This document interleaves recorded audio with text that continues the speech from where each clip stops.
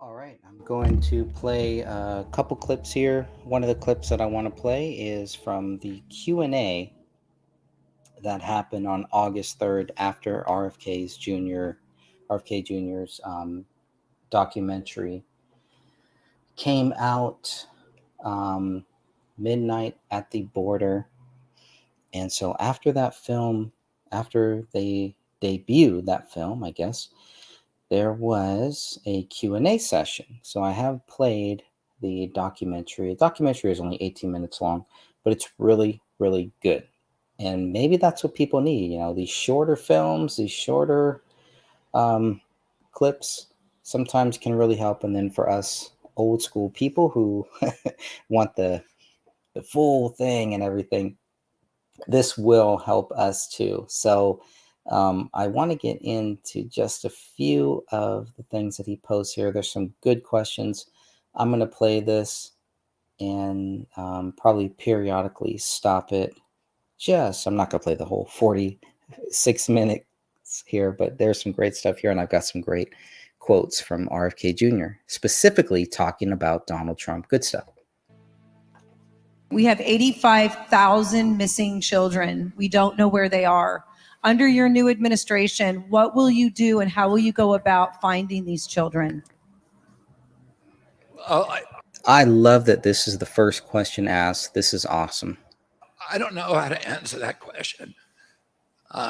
It will be a priority. I mean, my whole life has been about protecting children. And this is these stories that I heard on the border, and I know that number are almost, are things that I emotionally find it difficult to even process, that these children are missing, that nobody would knows where they are. And, it's hard to even imagine what their fates might be.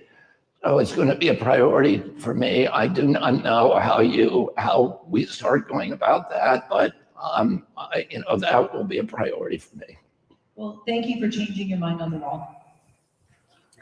You're welcome. That was, I just want to say, that was another great question. Thank you for changing your mind on the wall. That's one of the great quotes that RFK says here. And this shows how a quote unquote politician can change their mind based on the facts. Awesome. Jardula, independent media journalist. According to U.S. Customs and Border Protections, 87% of the migrants that are coming to the border are still coming from Latin America. Why? Because the U.S. foreign policy has over 80 bases in Latin America. NGOs that pollute these areas, funding murder death squads to overturn these countries. You said so yourself, what happens in Guatemala is compared to Costa Rica. Why is there so much attention paid to what happens at the border instead of looking at the cause of migration, which is U.S. foreign policy? And also, too, as well, Mr. Kennedy, I think you know that the cartels, we learned this from Iran-Contra, are run by the CIA. So if we want to take care of the cartels, shouldn't we be looking to Langley rather than Mexico? Thank you.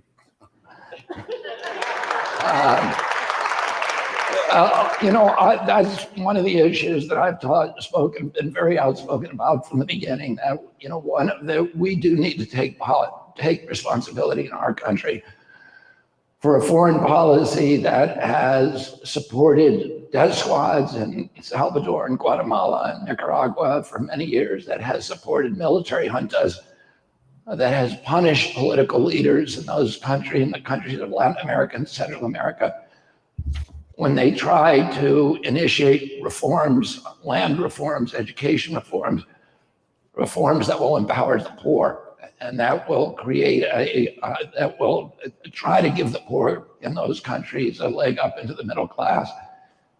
We should be encouraging those policies. That's what my uncle understood that. And that's why he changed U.S. policy from supporting the most violent dictators in Latin America and Central America to supporting instead the Alliance for Progress, the USAID program before it became a CIA front, and the Kennedy Milk Program and nutrition programs for the poor, but also withholding aid from those countries unless they did land reform, unless they did, medical improvements, education reform to the poor. That's what we ought to be doing in those countries. Instead, we continue to fund the death squads. We continue to encourage these austerity programs. The large buildup of debt, benefits go to the super rich oligarchs, and then the poor pay for the debt over generations. And when the country is essentially bankrupt, we encourage and implement these austerity programs that further disempower and dispossess and alienate the poor. And a lot of the problems that drive people to come to the border are the direct outcomes of those U.S. policies. So I've been thinking about those policies all my life. I've been to virtually every country in Latin America and Central America, beginning when I was very young. I've lived in Peru. That's good stuff. From Shannon Airport, leader, impressive man, America on the side is there. And we don't have engineering.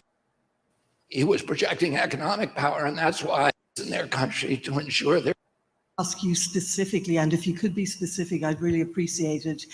You speak about increasing border security, but I've been covering the border for quite a while.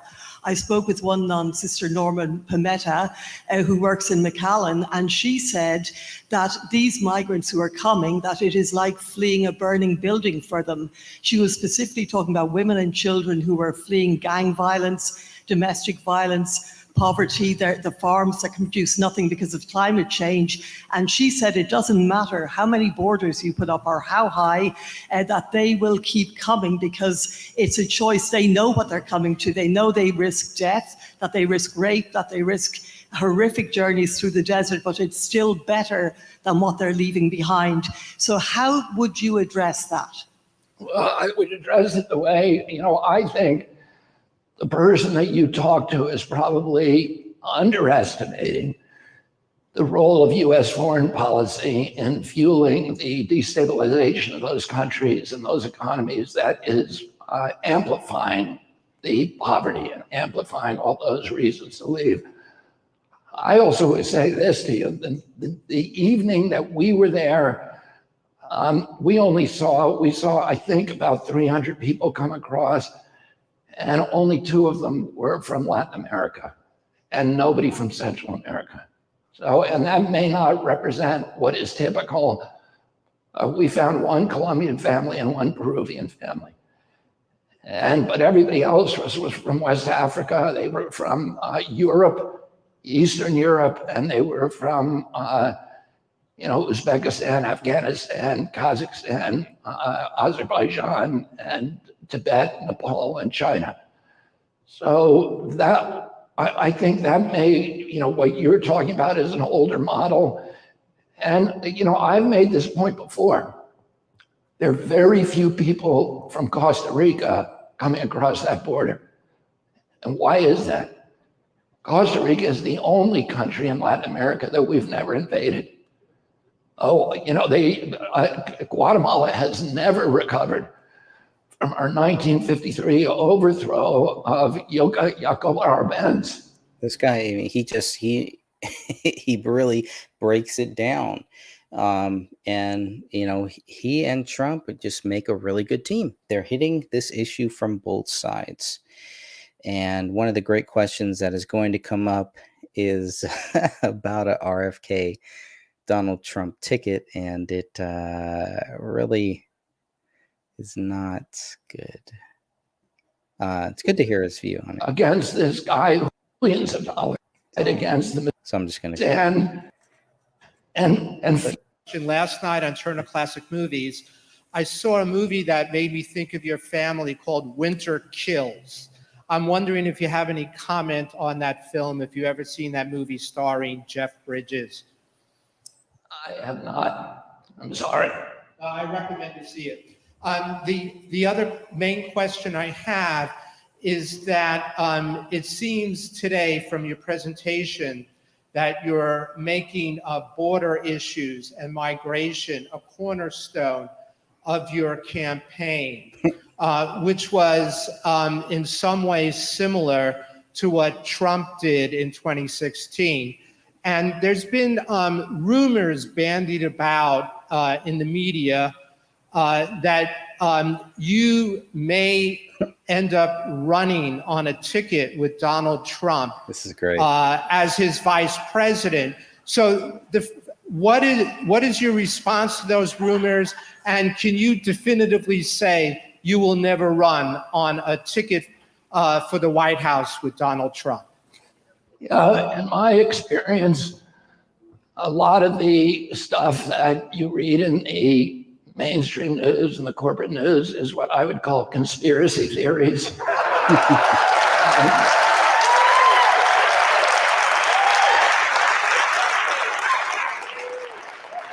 You're dealing with an entire industry made up of conspiracy theorists. And a direct answer to your question, no, I will not be Donald Trump's vice president. Well, there it is. There it is. A definitive answer from the man right there. That was great. Not only does he take the time to recognize the who the real conspiracy theorists are, but he also makes it very clear he has no intention of being Donald Trump's vice president. It's a little sad. It's a little sad, but that's okay. Okay, but he makes a few other good quotes here, so I may skip around just a little bit, skip to Malou, but there's some good stuff here.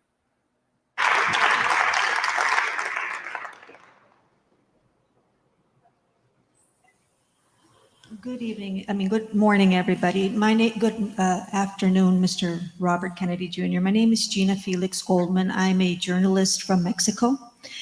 I went to the San Fernando Valley as a journalist, and I asked everybody, a lot of people, what question would you ask the former president of the United States, which is Donald Trump, and what would you ask the future president of the United States? And I told them that I was going to be here, and a lot of them are not able to be here because the majority in Pacoima, the San Fernando Valley, it's a low-income neighborhood, and they're working, they're cleaning homes, and some of them are even outside in the street working with the jackhammers.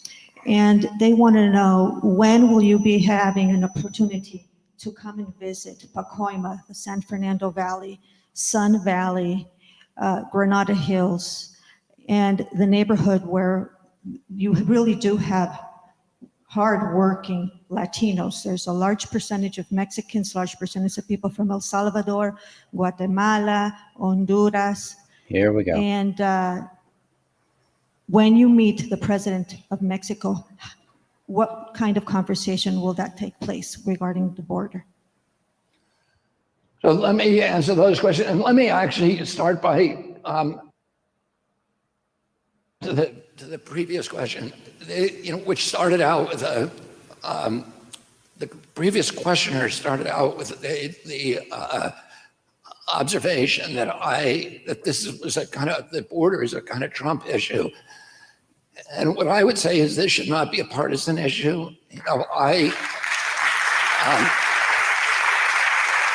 As I said, I don't think it would be if people could see what I saw. I went down to the border feeling that Trump had made a mistake on the wall. But I feel like people need to be able to recalibrate their worldview when they're confronted with evidence. And I really like that. Yeah, I really liked him saying that, because that's what you want. That's what you want. So people will take that as a sign of weakness in the old school. Well, you don't say that you're wrong, et cetera, et cetera. It's kind of like when these cops botch an investigation with the David Crowley case, and they botch these things. Well, we can't go back now. We can't say that we are wrong. It's like, there's nothing with saying you're wrong if you're about truth. If you're not willing to go back and say, you know what, I was wrong. I I messed up, whatever, I got these things wrong. If you're not willing to do that, then why would anybody think that you really care about truth? It's more that you care about your quote unquote credibility, because your credibility may suffer because you got something wrong, as if we all don't get something wrong.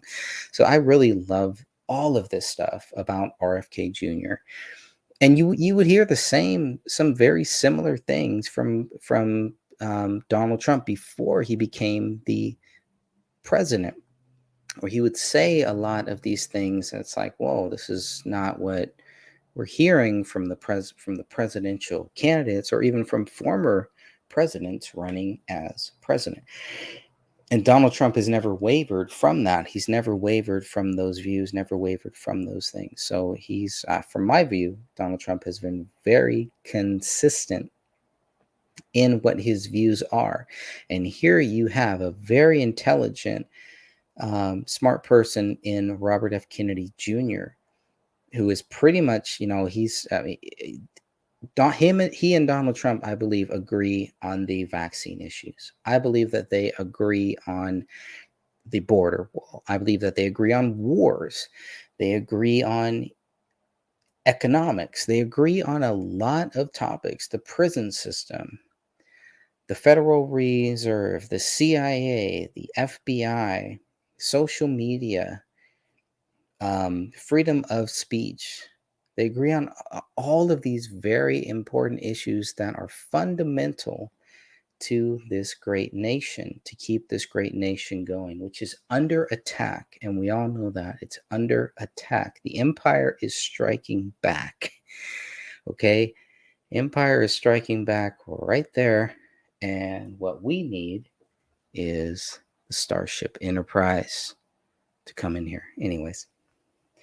Let's continue on. And then I do have some more clips related to President Trump.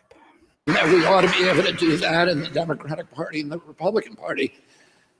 And when I'm president, what I'm going to do is bring in Republicans and Democrats and get the best Republican ideas and the best Democratic ideas and put everything on the table. Doesn't that sound like what President Trump was trying to do back in 2016? Get the best people, the best ideas, and put them on the table. If you watch President Trump's speech after he won, after maybe it may have even been before Hillary officially, recognized that she lost. But Donald Trump made all of these things. He wanted to bring all these people to the table, and he did. And he quickly exposed the swamp for what it was. Chuck Schumer, Nancy Pelosi, all of these guys on both sides, Jeff Sessions, James Comey, he brought them to the table. Anthony Fauci, RFK, brought all these guys to the table to see what they had to say. As a president, as a leader, that's what I would want. That's what I want to see. I think RFK can do a great job in that. It does kind of hurt me a little bit to know that, hey, we're not going to get a Kennedy and Trump ticket. That's okay. It's not about that. It is about what is best for this country, what is best for this nation, what is best for God, for Jesus Christ, for what do we do here? What do we do here in this nation that is just going through so many different changes? And it's definitely all in God's hands. So we should all have the freedom of speech to talk about it, because if these people who want to censor us, why censor people? What are you scared of? If the truth is on your side, Facebook, YouTube, they wouldn't need to censor anything, because they would just say, oh, that's the crazy zone. Okay, those guys are the crazies. But here is the real truth. And instead it's become this thing about medical misinformation. It's become this thing about voter fraud denial, right? Vaccine denial, COVID-19 denial. It's all about these things that they want people to just agree with them, and that they want to set the boundaries for freedom of speech. And it's like, why don't you go to another country then? You're in the greatest country here ever. and freedom of speech, you better respect freedom of speech. And a platform that does not respect freedom of speech is not going to last. It is going to fail. And it may keep going on. It may keep driving on the same way that we see these big corporations and everything just keep mulling on, but it's not going to bear good fruit.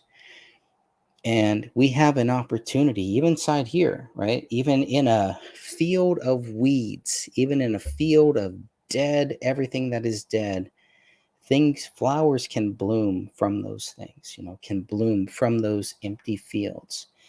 Good things can still come from those, and they stand out. So that's where we are.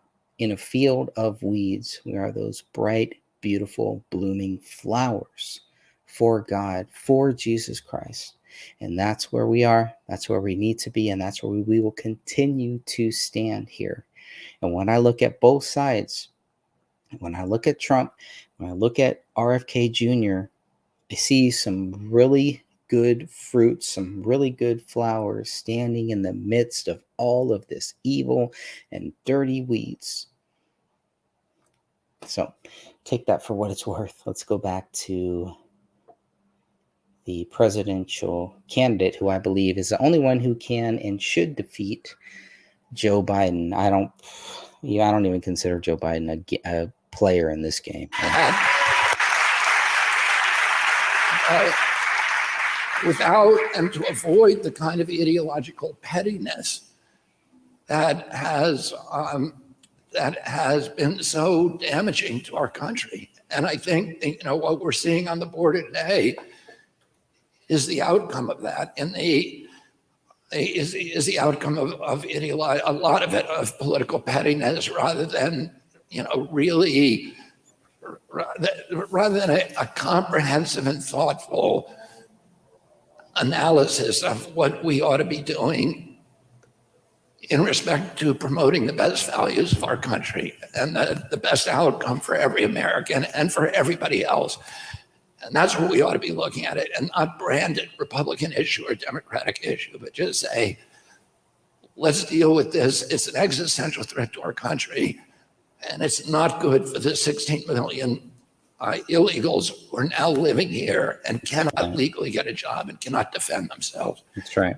It's not good for the working people in this country, in the San Fernando Valley and elsewhere, who are now competing in their wages with people who can be paid $5 and $6 an hour because they don't have the political power to defend themselves, to demand a higher wage.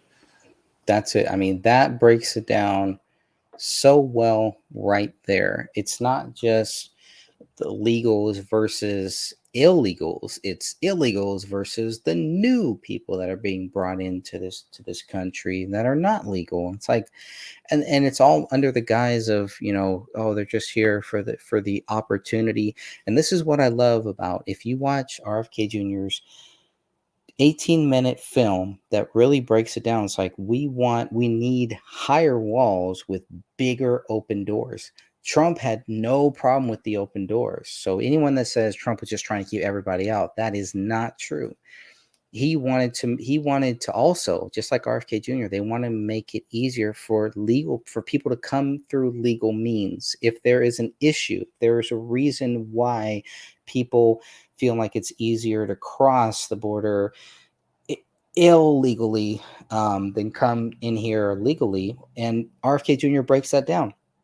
You're never going to get a legal job. You're never going to prosper in this country. You're never going to reach those great heights in this country if you don't come into the country the right way. This is where those people are just like, we got nothing. We just need to go there. And then it gets even worse, right? They're trying to cheat the system. They're trying to come in here and they have no idea what they're getting caught up in. And none of this is good for them, for these people in these countries. None of this is good for this country. And we always want to look at, okay, people always say, well, they're coming here because their country is so bad. And, I've always thought, well, okay, why don't we help fix their countries? Why don't we help make these other countries great, just like Trump tried to make this country great, just like we tried to make this country great. What if we could make those countries great too? So that people wouldn't always want to just come here and think that this was some great haven, that they're fleeing from whatever. Let's help them in their own country, right? If globalism worked, that's what we would see. We would see us as a globalist empire helping these other countries. That's not what we are seeing. We're seeing where it's the confessions of an economic hitman scenario where we are looking at these countries, taking a big straw and draining those countries dry. And it's not draining it for the benefit of the USA, for the people of the USA. This is not about the USA, because that is nothing to do with the Constitution, with the Declaration of Independence, with what the founders did in this great nation here. It's nothing to do with that. It's something else. It is this other evil here. So there's a lot of different things that need to be done. I mean, we see that, and there's great people that keep talking about this, and we need them to keep talking about all of the great things that we need to do, that we can do, not only to make this country better, but to help these other countries be better too. And you have good people and you have bad people in all of these countries. So when you see, well, they're just coming here because their country sucks. Well, yeah, okay. Well, how do we make sure that their country doesn't suck? How do we make their country better so they don't need to necessarily come here? Right? And so, but when you have these traffickers, that's part of the trafficking, because it's easy. Well, let's just burn down their country. They all come here, and then we can burn them down even more. So we take the oppressed people from those countries and then oppress them even more. And then when good people in the United States try to stand up and say, you can't do this, you can't treat people like this, they say, oh, you're just racist, or you just don't want people to come into this country. And you see how the system works. And these people that come over here knowing that they're not legally here have no rights. They can't say anything. Whatever their handlers tell them, they have to do that. They're in that spot now. And it creates a hellish environment. So I'm never going to support illegal immigration ever. It is not good for this country, but more so it is even worse for the people that illegally come here, because they are coming here as slaves. They are not coming here as free people. They will never be free people. They will only be slaves. They will only be criminals who, if they have, once the baby is born here and everything, all of that obviously changes. If you're born in this country, that's a whole another thing here. But I mean, it is just complete hell for these people to get over here, to even have a scenario where generations down the line, and I mean, you just hear these horror stories on both sides. So it's really good that RFK Jr. is addressing all of this. So that's a very dark topic.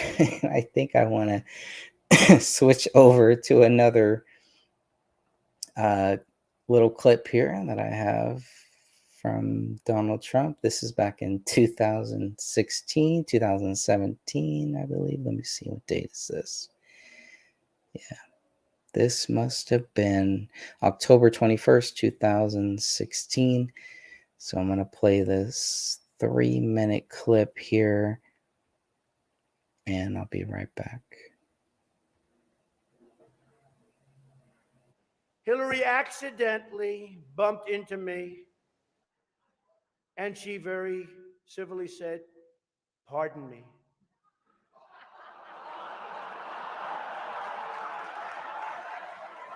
This is the first time ever, that Hillary is sitting down and speaking to major corporate leaders and not getting paid for it. The media is even more biased this year than ever before, ever. Michelle Obama gives a speech and everyone loves it. It's fantastic. They think she's absolutely great. My wife, Melania, gives the exact same speech. And people get on her case. I wasn't really sure if Hillary was going to be here tonight, because I guess you didn't send her invitation by email.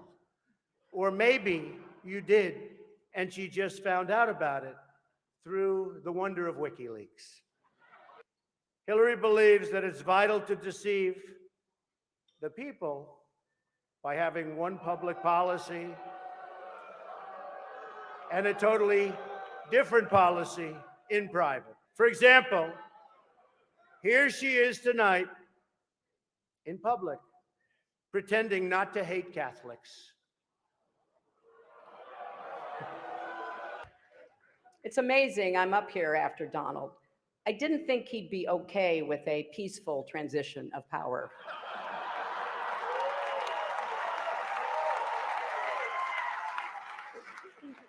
And Donald, after listening to your speech, I will also enjoy listening to Mike Pence deny that you ever gave it. Donald looks at the Statue of Liberty and sees a 4. Maybe a 5 if she loses the torch and tablet and changes her hair. But every year, this dinner brings together a collection of sensible, committed, mainstream Republicans, or as we now like to call them, Hillary supporters. And look, I gotta tell you, I am so flattered that Donald thought I used some sort of performance enhancer. Now, actually, I did. It's called preparation.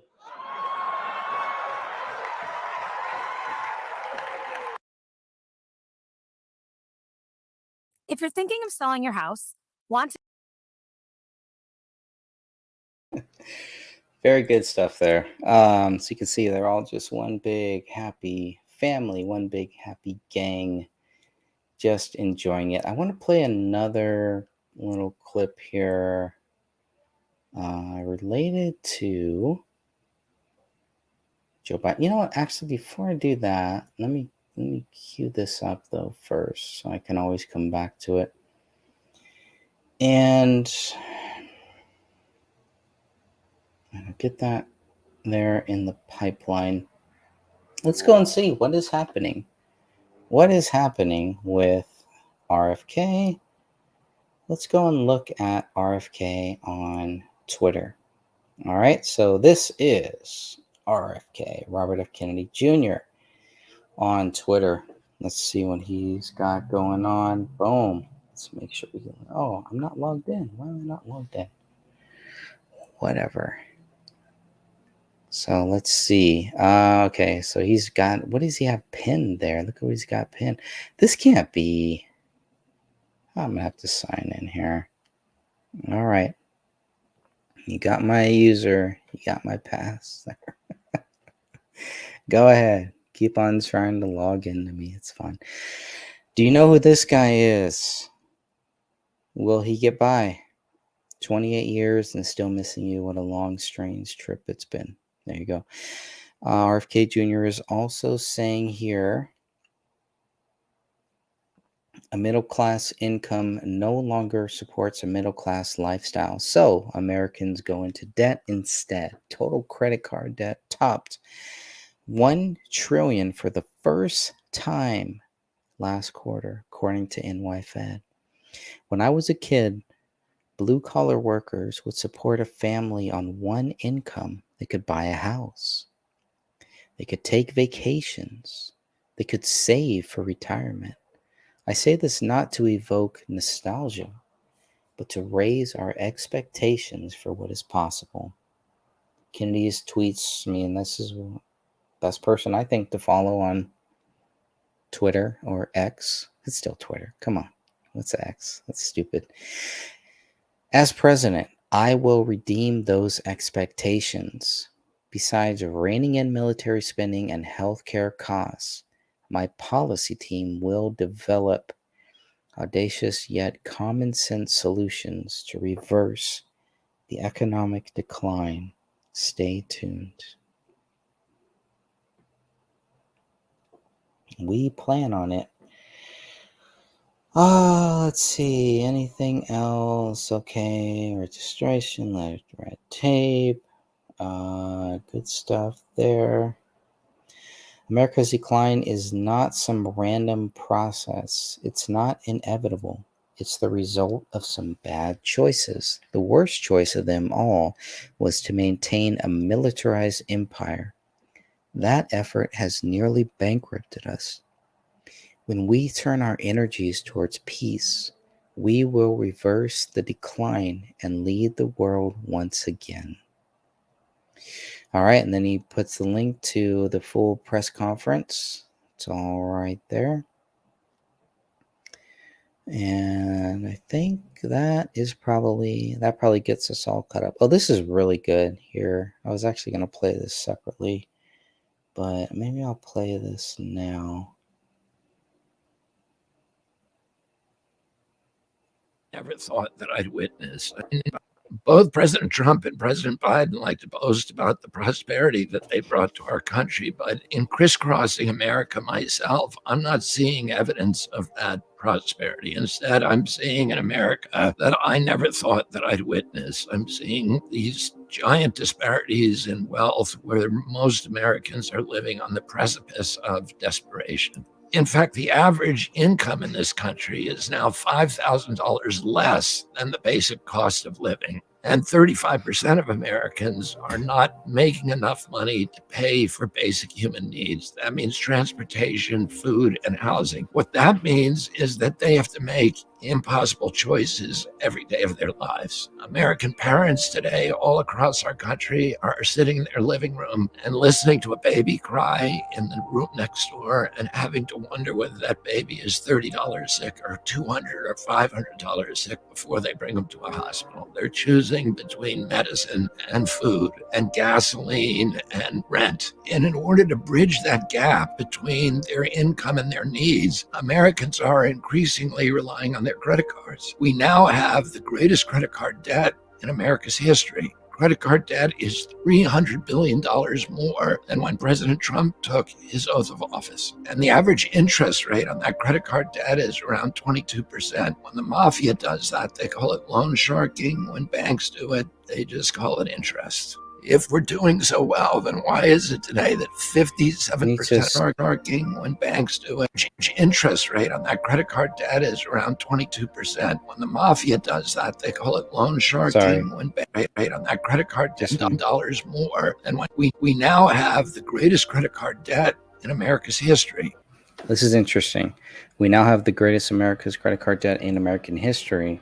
Look at what he says about Trump. Credit card debt is $300 billion more than when President Trump took his oath of office. And the average interest rate on that credit card debt is around 22%. When the mafia does that, they call it loan sharking. When banks do it, they just call it interest. If we're doing so well, then why is it today that 57% of Americans would not put their hands on $1,000 in order to pay for an emergency? And for the first time in American history, most Americans, in fact, 2/3 of us, believe that our children will be worse off than we are today.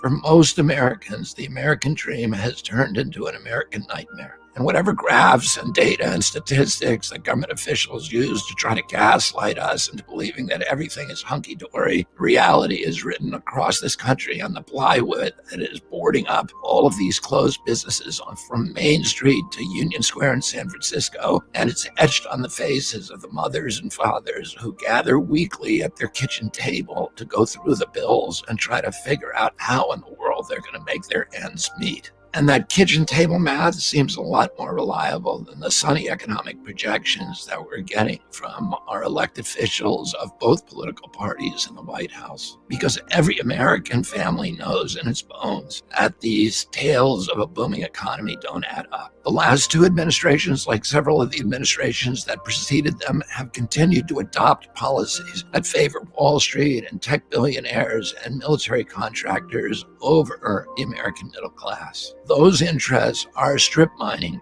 America of its equity, of its wealth, of its salaries, and ultimately of our democracy.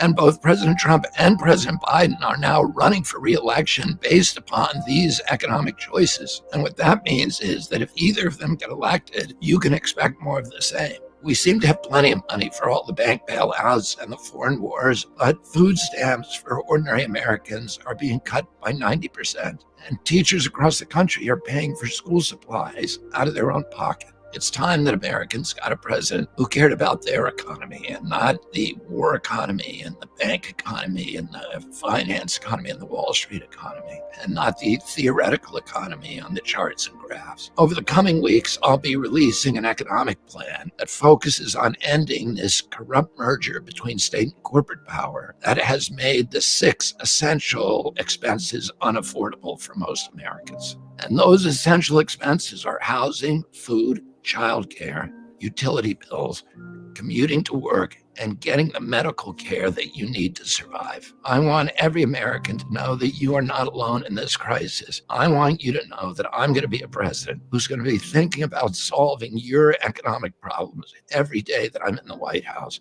The government created these problems, and you deserve a government that is going to solve them.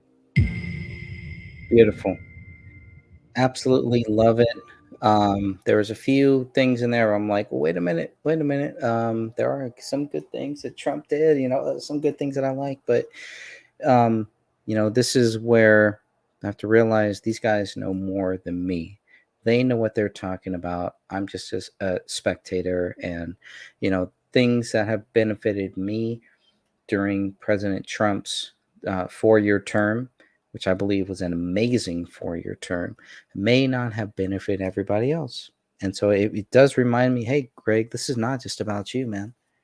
This is not, great that you were able to, do some good things during these 4 years. Hey, maybe some other people weren't, and that's good. I totally get that. But let me also tell you that the flip side of that, because for the past, 20 years, 12 whatever years before Donald Trump got in office, man, I was on that side too, and there were a lot of things that were done, and it just continued to get worse. This change just boom, boom, boom, boom, boom. So it was, there were these rates that they're talking about. The rates kept going up, right? The rates kept going up, which and it never got better. The interest rates on the credit cards and all that stuff never went down, right? But there were other things that did go down. The real estate market was a lot better under Donald Trump. Other markets, other things, the food prices seemed a lot better. The gas prices. There were some things that, to me, that I noticed were a lot better under Donald Trump. As someone who I believe I'm part of the middle class, right? If I'm not part of the middle class, and I'm part of the lower class, and either way, it worked out pretty well for me. It's getting tougher now in what we see here with the fake president, with Joe Biden in there, who should not be in there. But so I believe we have two great choices here. Okay. And I really hope that everybody please vote. Either vote for President Trump or vote for Robert F. Kennedy. But please vote. Because if you think that just, wishing your vote and just, is going to make other people vote and everything, that's not going to happen. We need to vote. And it helps with the voter fraud too. The more real people that vote, the more people that get involved that vote, it makes it harder for the people that want to have fraud. It makes it harder for them Okay, it doesn't mean that it's going to stop everything. It's not going to solve everything. There's always going to be voter fraud. There always has been, and there always will be. The whole Wyatt Earp thing. That's, if you don't know about the Wyatt Earp, the voter fraud, the things that they uncovered, stuffing ballots, these things have been happening for a long, long time, where they do a recount and all of a sudden, like, wait a minute, these votes don't count, these votes don't count, and then we find what votes really do count. So you want to make it if you want to fight voter fraud, vote. Have good, honest, real votes count, because that's what should happen in this country, in the greatest nation ever created, ever. We should vote. And it does not take much. So, don't vote for who somebody tells you to, but vote. Vote, because your vote does matter. And if your vote didn't matter, then they wouldn't need to have voter fraud. Voter fraud would not be an issue. That's my view on it. Anyways, that was a really great take by Robert F. Kennedy Jr. I want to give you the counter to that now. We're going to spend a little time on the counter to that by a man that you may know as your former president of the United States. And no, I don't mean the guy that is here on the screen. Oh, no. I don't mean this guy. I mean the other guy. The Thing. In recent weeks, Joe Biden has been pushing his disastrous economic agenda called Bidenomics. But what is Bidenomics? Well, here's a preview.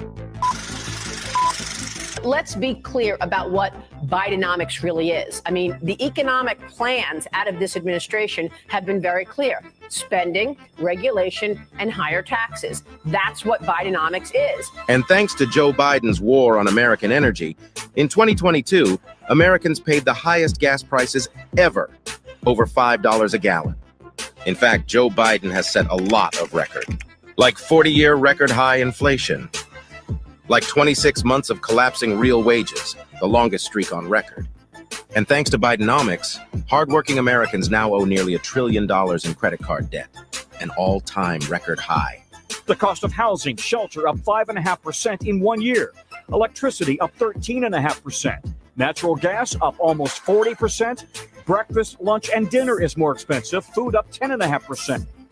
Bidenomics means 1/3 of Gen Z and millennials have absolutely zero savings. Nothing. But it wasn't always like this. In fact, Joe Biden inherited a booming, robust economy from President Donald J. Trump. Remember, Mr. Biden inherited a 6.5% growth rate with roughly 1.5% inflation from his predecessor, Donald Trump. Essentially, Biden's big government socialism has turned a booming economy into a bust. Under President Trump, wages were up, unemployment hit historic lows, and on his last day in office, gasoline was only $2.39 a gallon. President Trump created 7 million new jobs, triple the projections, leading to the lowest unemployment rate in nearly 50 years.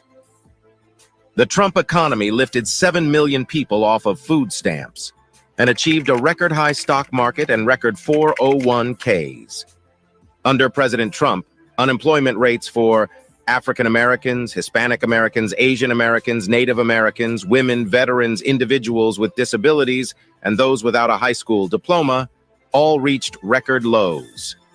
And the other candidates can only claim they know how to run a national economy. No one knows if they do or not. Trump is a proven, well, look who I'm telling. Trump is a proven winner on the economy.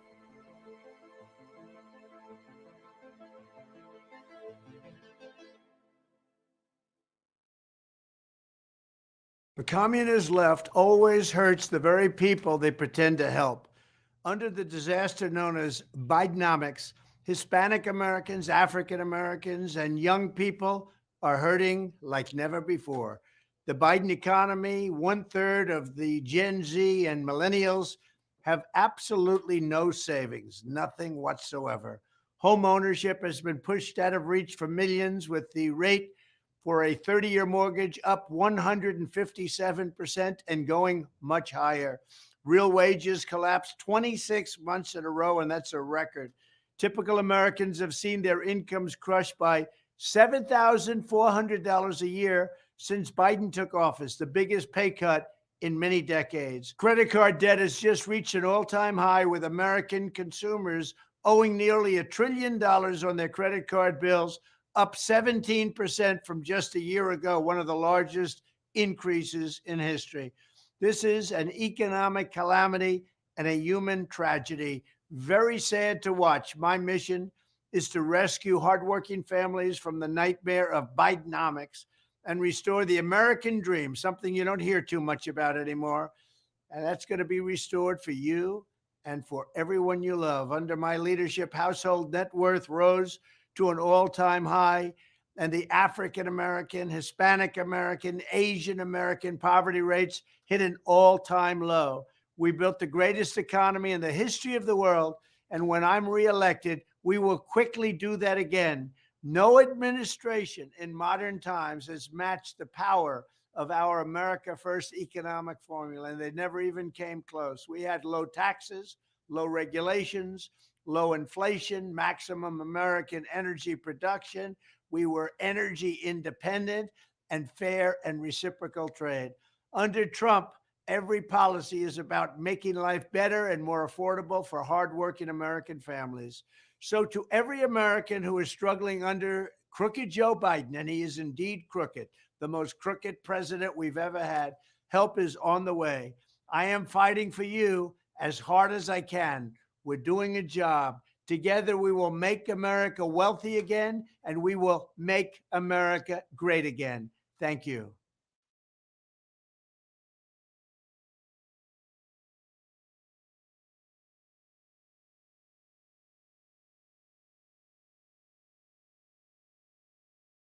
Crooked Joe Biden, our disgraced president, has wasted trillions of taxpayer dollars in less than 3 years, causing uncontrolled inflation that is crushing working families.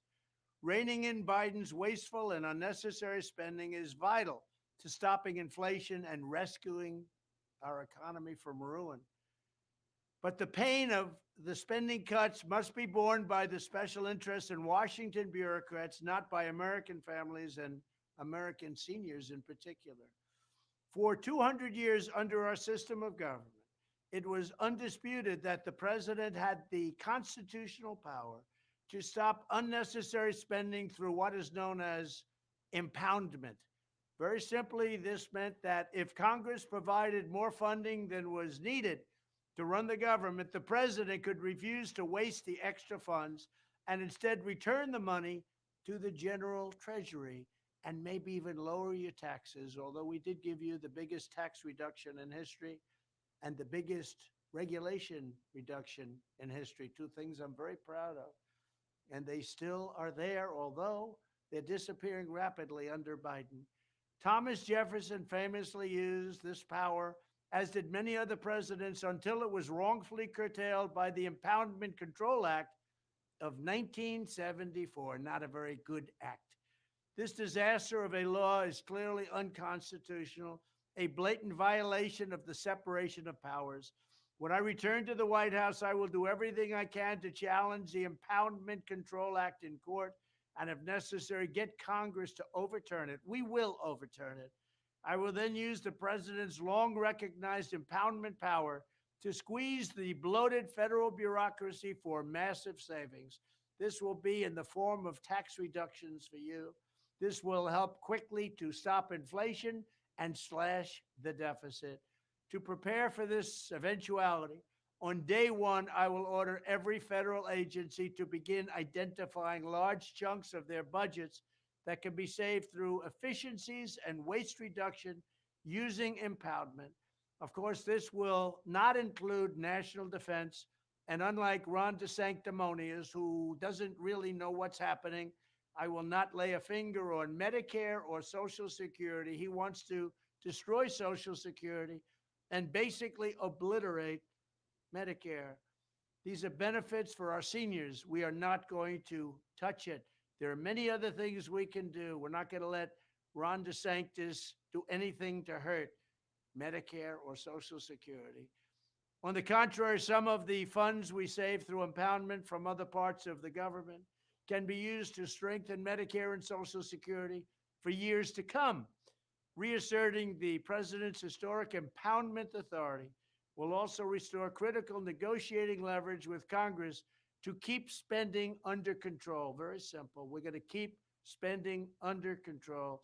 We had it done, and then COVID came in, and we had to do some things to help save our country. We did a great job, but we were starting to make lots of money. We were energy independent. We were going to be energy dominant. We were going to be taking in massive amounts of money from the liquid gold that we have under our feet more than any other nation. And we were going to reduce taxes and pay off debt. This is the only way we will ever return a balanced budget. Impoundment. Just as importantly, bringing back impoundment will give us a crucial tool with which to obliterate the deep state, drain the swamp, and starve the warmongers, these people that want wars all over the place, killing, killing, killing. They love killing. And the globalists out of our government. We're going to get the warmongers and the globalists out of our government. With impoundment, we can simply choke off the money. This policy is anti-inflation, anti-swamp, anti-globalist, and it's pro-growth, pro-taxpayer, pro-American, and pro-freedom. I alone can get that done. I'll get it done, and I'll make America great again. Thank you very much.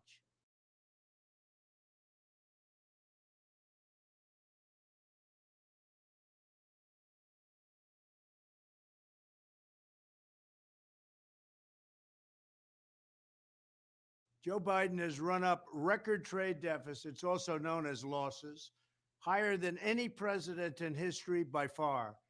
These gaping wounds are costing our country countless jobs and trillions of dollars in wealth. One of my top economic priorities will be to stem this bleeding and put American workers on a level playing field. It's about time. And I must say, I did it 3 years ago, and they were doing great. But that's been blown out the window by the Biden administration. But to that end, I will pass landmark legislation that will be known as the Trump Reciprocal Trade Act. If India, China, or any other country hits us with a 100 or 200% tariff on American-made goods, we will hit them with the same exact tariff. In other words, 100% is 100%. If they charge us, we charge them. An eye for an eye, a tariff for a tariff, same exact amount. One thing is going to happen. Probably they drop the tariff, but if they don't, that's okay. We'll take in plenty of money. Under the Trump Reciprocal Trade Act, other countries will have two choices. They will get rid of their tariffs on us, or they will pay us hundreds of billions of dollars, and the United States will make an absolute fortune.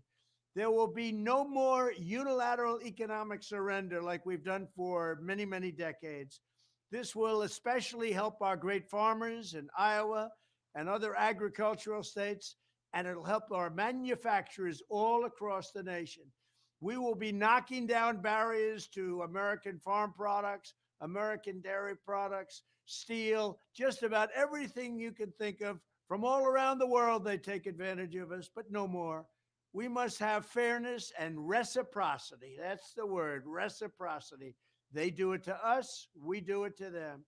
This will be a key part of our strategy to return jobs and wealth to the United States and launch an economic boom that will lift up our middle class and eliminate our dependence on China and other countries.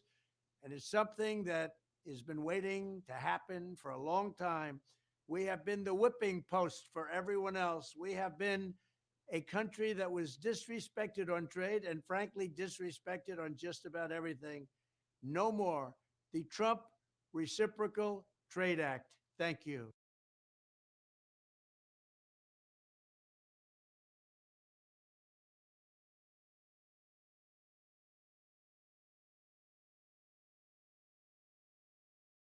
Joe Biden is waging war on the U.S. auto industry with a series of crippling mandates designed to force Americans into expensive, Electric cars, that's just what you want.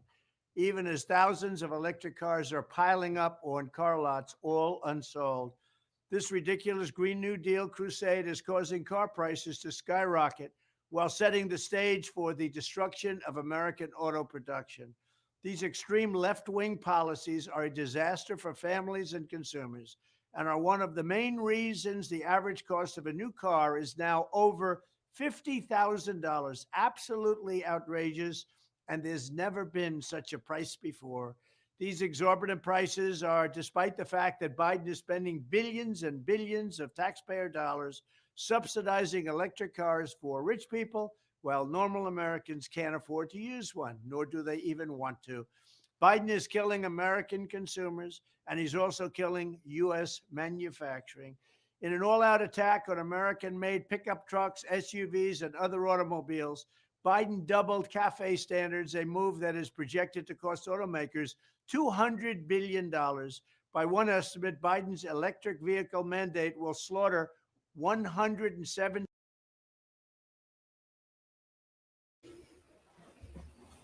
Good stuff, right? Good stuff, I think. I want to address here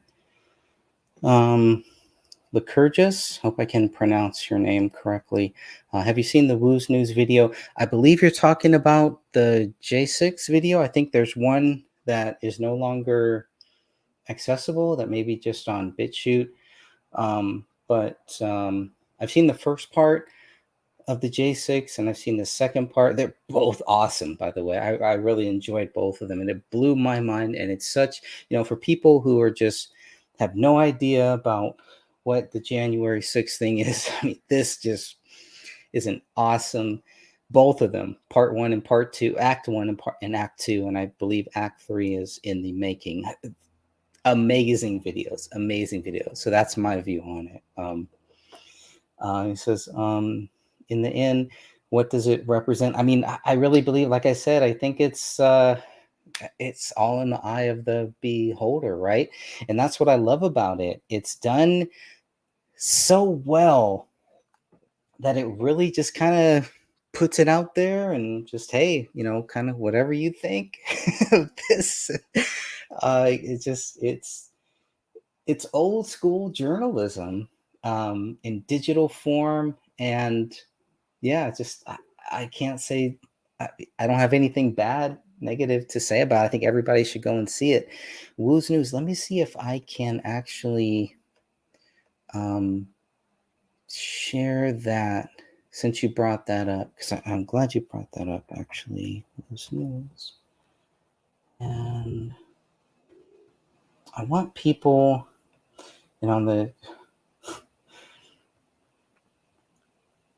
so let me see. Can everybody see this? Probably not yet. Okay. So this is the Woo's News channel here. This is good stuff.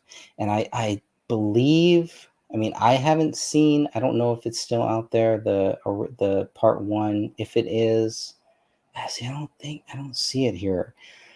So I think it got banned or something like that. But there are some really good stuff, some good videos. But everybody needs to watch. Where is it?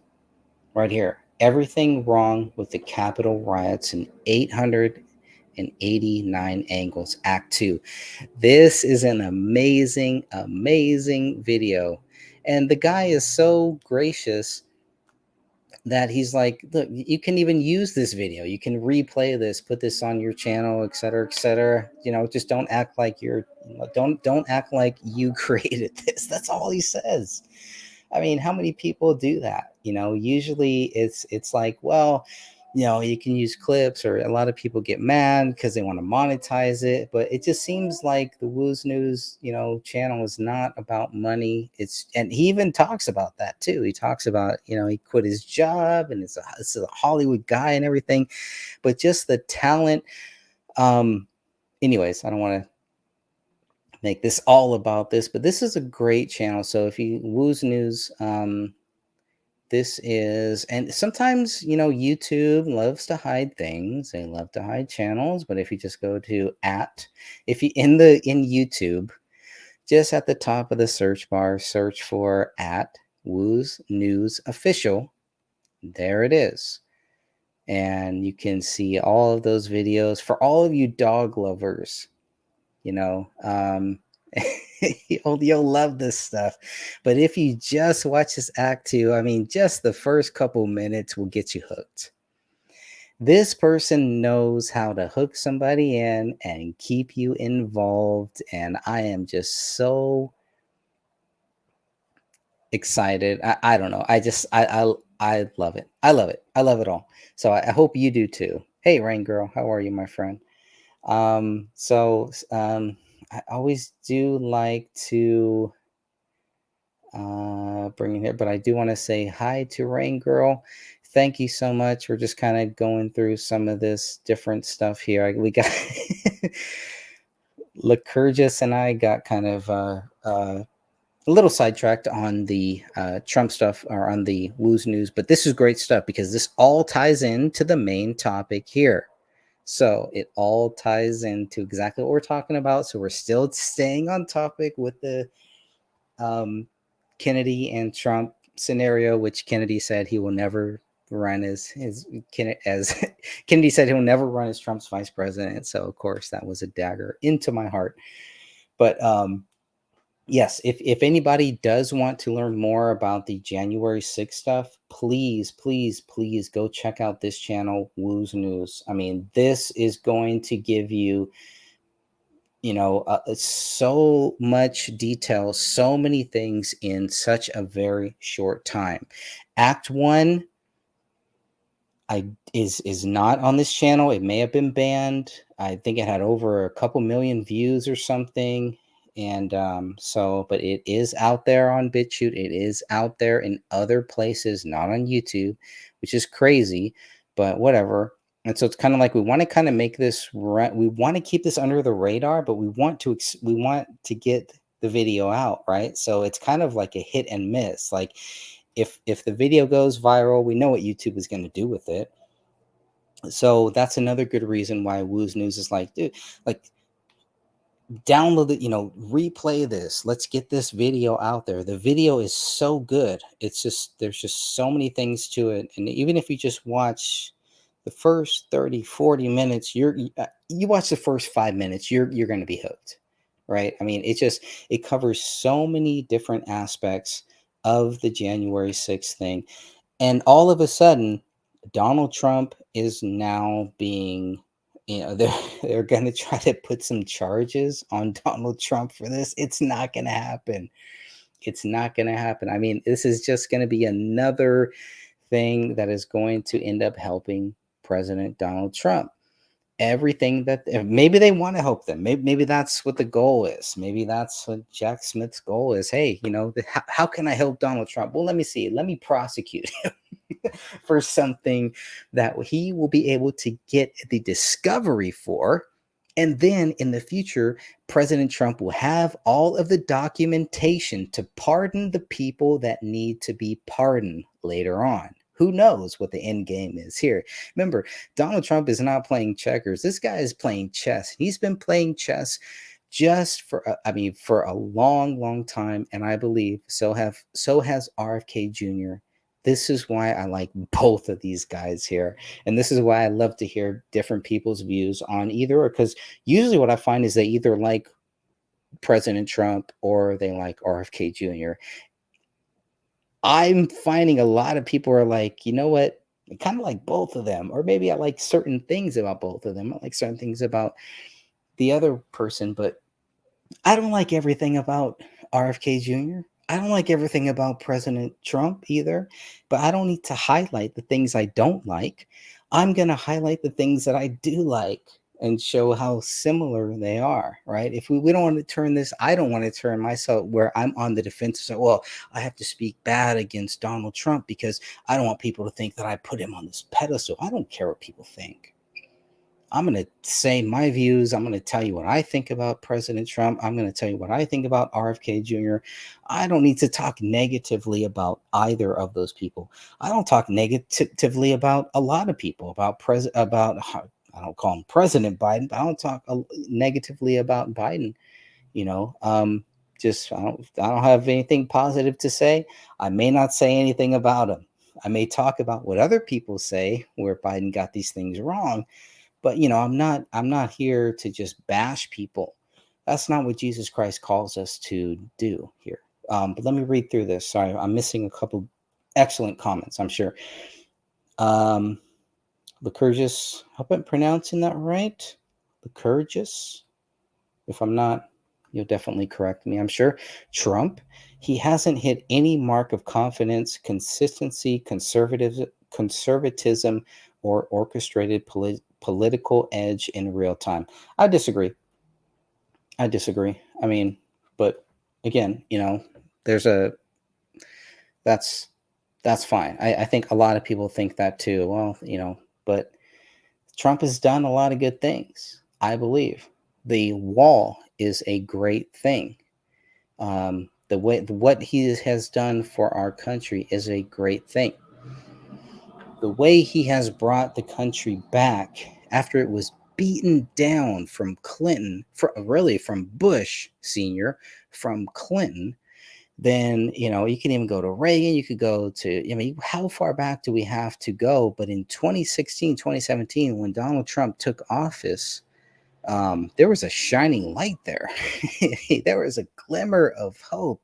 And there was someone who was talking about the issues that we were like, yeah, this issue relates to us, right? And people are like, well, he's talking about it. Does he really be about it? Is he really going to act on it, et cetera, et cetera? And then he got hit in all of these different ways with all of these different things that kept going after him. And then we also had on the same side, come on.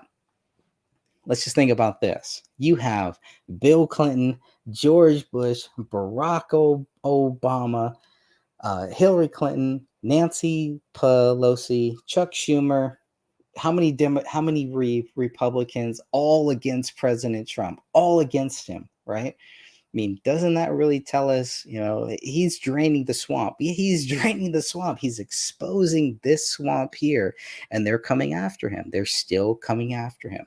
All of these people who have been in politics for so long, and all of a sudden the guy comes out of left field and becomes the president and starts calling out not just Republicans, but Democrats, start calling all of them out and starts talking about real issues that we want to talk about. We want to talk about the prison issues. There was a big problem in our prison system that is like slavery.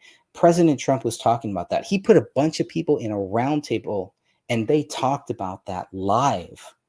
Okay. And there's so many things like that President Trump is so good at, putting all these people in a round table discussion in the same room, and they go around the room and they talk about it. Right. And this is when the people who are part of the established quo were like, we can't have that. Can't have that. So when we talk about consistency, I believe Donald Trump has been very consistent. The confidence, he has my confidence. The conservatism, he's been very conservative, I would say. And so, but that's just my view. And, I'm not saying that my view is any better, but I definitely appreciate you for those comments there. So Rain Girl says Caravan to Midnight. Oh, okay. Yeah. I used to watch John years ago, but don't really trust him. Caravan to Midnight. That is John B. Wells, I believe. Yeah. John B. Wells. I like John B. Wells because he was, one of the only people when the Philip Marshall case came out. Philip Marshall was a former pilot. He wrote a couple books about 911, and he was a victim of murder, I believe, and his two children were a victim of murder. So Philip Marshall was found dead in his Murphy's home, I believe in 2013. Very similar to the David Crowley case. But Philip Marshall was found dead. His two young children were found dead in their home. Philip Marshall had written two books on 911, had written a fictional book called Lakefront Airport, which is loosely based on Pinal Airport and his times. Philip Marshall claimed that he was basically Barry Seal's taxi driver, all of that stuff. And when when Philip Marshall died, similar to how when David Crowley died, a lot of people were like, they don't even want to talk about David Crowley. When Philip Marshall died, a lot of people were the same way. And it was all just like, well, this is what the newspapers say, blah, blah, blah. And that's it. At least John B. Wells was questioning Philip Marshall's death. And that was good. You know, it was one of the only people who was like really at that level, right? At that time was questioning it. And John B. Wells was still on Coast to Coast at that time. So I don't know. I don't know what he's done since then. I know it's right after, maybe very soon after Philip Marshall's death, all of a sudden John B. Wells leaves Coast to Coast. And of course, we know there's some issues with Coast to Coast, et cetera, et cetera. So I don't know. I mean, when they get that big, they get that deep in it, it just seems like there's just a lot of different issues. So but yeah, I mean, I don't trust him either. I only trust God. I only trust Jesus Christ. That's it. I don't like people act like I'm like this, you know, I put Donald Trump here on my pedestal and everything. It's like, no, Donald Trump is just another man just like us. RFK Jr., just another man just like us. But I only trust in Jesus Christ. But thank you for those comments. I know the NWO isn't unified. The bloodlines all want to be the ruler, the quote unquote ruler, but they all work for the same kingpin. Yeah, they all work for the devil. Whether they know it or not, that's where the devil comes in. We didn't have a president for 4 years with Barry. Barack Obama, I'm assuming that's who you're talking about. And it's been 4 years again without a president with Sleepwalker Joe. Yeah, I finally feel like, you know, I can't even say, well, since John F. Kennedy, because I wasn't alive when, you know, I don't know what John F. Kennedy was really like. I've researched and everything, and I've read a lot of things and, you know, watched videos and listened to as many speeches of John F. Kennedy's as I can, but I wasn't really there when that happened. And that's what's so great about the digital media. The digital media can work in our favor because we can actually go back and we can look at these things. That's why anything we do, videos like this, videos that we're covering, these things are not, it's not just about us and not just about, you know, the 10 or 12 views that I'll get now. It's about the people that will watch it later on, the archives, all of this stuff people can access it. People that are hungry for knowledge, that are hungry for learning more about all the stuff that we're talking about now that is being censored. And if we don't put our content out there, if we don't put real, truthful, journalistic content out there like Woo's News, if we don't do that now, then it's just going to be the other side. It's just going to be the propaganda content that gets out there. Our stuff is going to get lost in the shuffle, but people that really want to look for it, people that really want to search for it, they will find it. It's one of the reasons why I still believe in book print, old school, physical book in your hand that I can pass on to my grandchildren, that they can pass on to their great grandchildren, because those are the things that are going to be very hard to censor. Digital media, it's going to be very easy for them to censor. They could cut this channel anytime. They can cut Woo's News at any time. They can cut Donald Trump. This is what they're doing to Donald Trump. They get rid of all of his speeches. They make it so hard to find Donald Trump's speeches and RFK Jr.'s speeches in his town halls. They make it very, very difficult for us to find what they are saying. But at the same time, it is easy to find the criticism. It is easy to find the propaganda that talks bad about them. And so how do we counter that? And we can only do so much. You know, in the end, God is in control of all of this. So I'm not worried about it. But I do think about, well, what can I do? It's just one person to try to counter some of this stuff. So that's what I think about. Okay, so we talked about that. Died like Cooper. Yeah, I don't know. I don't know your thoughts on William Cooper. My thoughts, you know, are more he was kind of a gatekeeper more than anything. But again, that's everybody's views. Let's see. Wells had Woo's on 2. Yeah, there was something here. Let me go back. I think this is what Go back here. So I think Caravan to Midnight, a scripted affair. So yeah, it looks like he did have Woo's News on there about 2 years ago. Everything wrong with the Capitol shooting. This is probably around the time when that first act, when Act One went viral. And then, of course, it's gone off YouTube, right? And it's gone. So that's probably what that is all about. So it says, I trust J3, call it a trinity. I ask for discernment. I don't know who J3 is, but yeah, I trust in Jesus Christ. So, and we should ask for discernment for sure. Definitely agree with that. Great comments. Thank you, everyone. Really appreciate that. Let me see if there's anything here. And if anyone does have any other thoughts or anything you want to say, I'll try to come back to it too. And in the meantime, we'll see if I can. Let's see what's happening on Truth Social. We've covered a lot about RFK, and let's now look at anything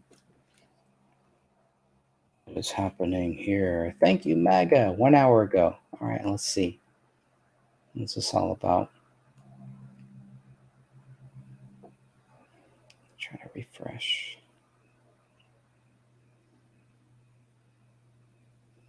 That's weird. It's gone. Okay. It was there. I saw it. I know I saw you here. Very strange. So this is Truth Social, and maybe I have it too. I don't know. Anyways, okay. Well, don't know what that was, but let's see. It's going to be interview. That's 4 hours ago.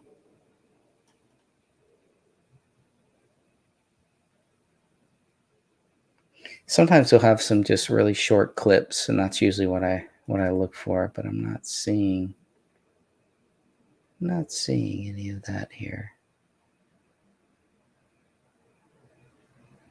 Yeah, it's gone. That's weird.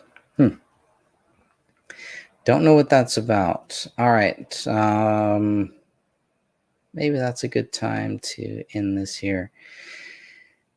10 hours ago, just found out that crooked Joe Biden's DOJ secretly attacked my Twitter account. Wow. Making it a point not to let me know about this major quote-unquote hit on my civil rights.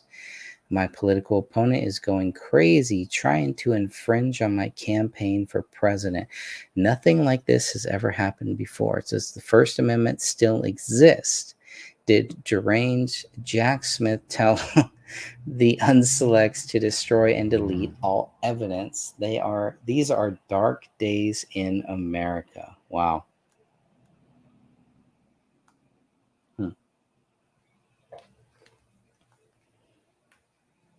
Let me see if there's anything else. Yeah, no videos. Usually there's like some short clips or something that I can play, but I'm not seeing a lot of that.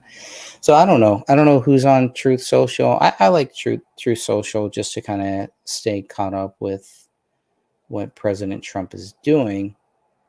But let me see if there's anything else. Most recent. No, talking about Pence. Nobody cares about Mike Pence. He's going to Iowa State Fair.